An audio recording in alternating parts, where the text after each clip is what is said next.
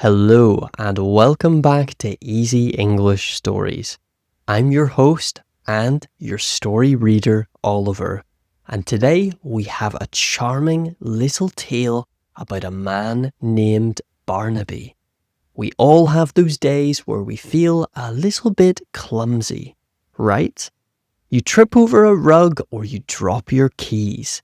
But for Barnaby, every day is a battle against his clumsiness. Today's story is about what happens when a mistake in the lab leads to a very lucky accident. Pay attention to the bold words.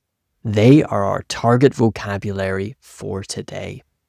And these bold words for today, these important key vocabulary words are the following. I will read them with their definition, and I want you to listen for them in the story. The first phrase is accident prone. Accident prone. And this is an adjective which means frequently involved in accidents or clumsy. Our second word for today's story is gulp. Gulp. And this is a large swallow of liquid, kind of like this sound.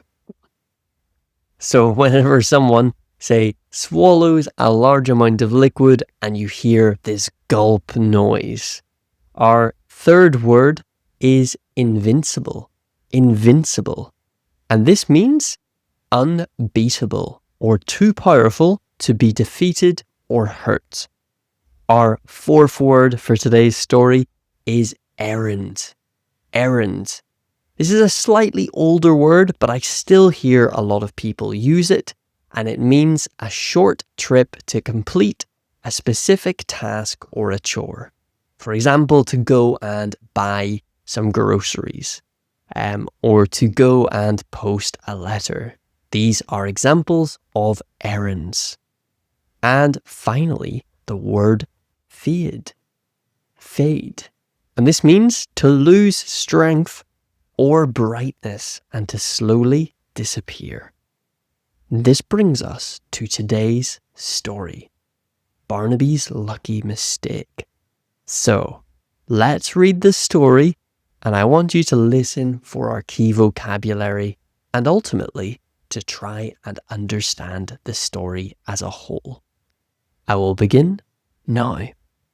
Barnaby lived in a crooked stone tower, filled with the scent of dried herbs and bubbling cauldrons.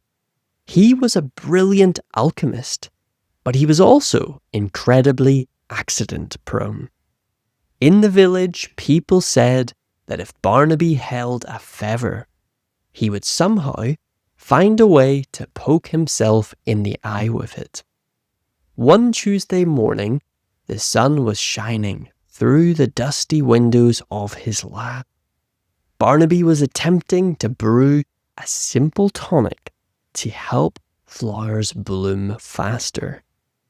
As he reached for a jar of powdered sunlight, his oversized sleeve on his t-shirt caught the handle of a heavy iron pot.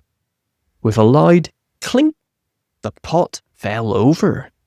A thick, sparkling liquid poured directly into Barnaby's mug of tea. Barnaby didn't notice.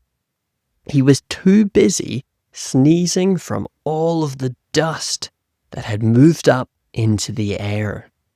Feeling very thirsty, he picked up his mug of tea and took a giant gulp.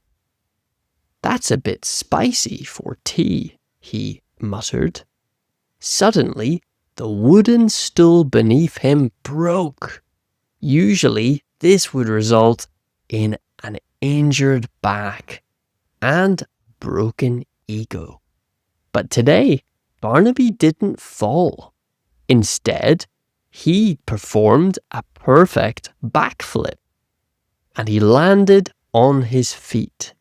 He felt a strange feeling in his fingertips. He felt invincible. I have so many errands to run in the village, he realized, checking his watch. It was exactly 12 p.m. Perhaps today I won't break anything.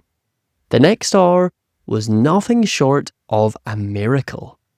As Barnaby walked through the market, he stepped on a stray banana peel. Instead of sliding and falling over, he did a dance move that impressed some people passing by. When a baker dropped a tray of hot rolls, Barnaby caught every single one in the air without looking. He even found the courage to speak to Lisa, the local florist, who he had liked for a long time. He offered her a flower, and as he handed it to her, a butterfly landed perfectly on the petal. However, as Barnaby stood by the village fountain, he noticed the time.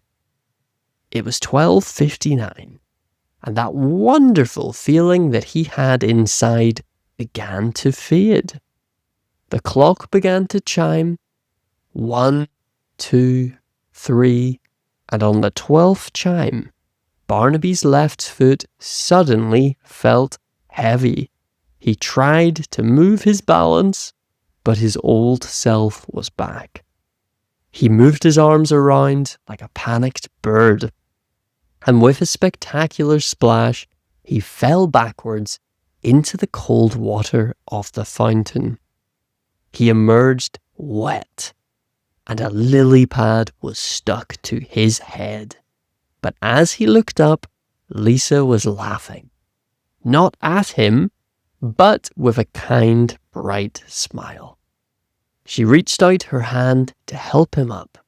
Perhaps he didn't need the potion after all. Whew, a bit of a longer story today, but I hope it was enjoyable for you today. So let's have a look at some questions to check if you understood everything. Question 1. How did the potion get into Barnaby's tea? So his sleeve caught on the handle of the pot, which tipped the liquid into his mug. Question 2. How did Barnaby's behaviour change after drinking the tea? So he became incredibly lucky instead of clumsy. Question 3. What was the name of the girl who Barnaby liked and tried to get her attention? The girl was called Lisa, and she was a local florist, someone that arranges and sells flowers. Question 4. What happened the moment the clock struck 1? The potion wore off, and he fell into the fountain because he became clumsy again. It seems Barnaby's luck didn't last forever, but it lasted long enough to make a good impression. And practice your own vocabulary sentences if you can this week using these keywords.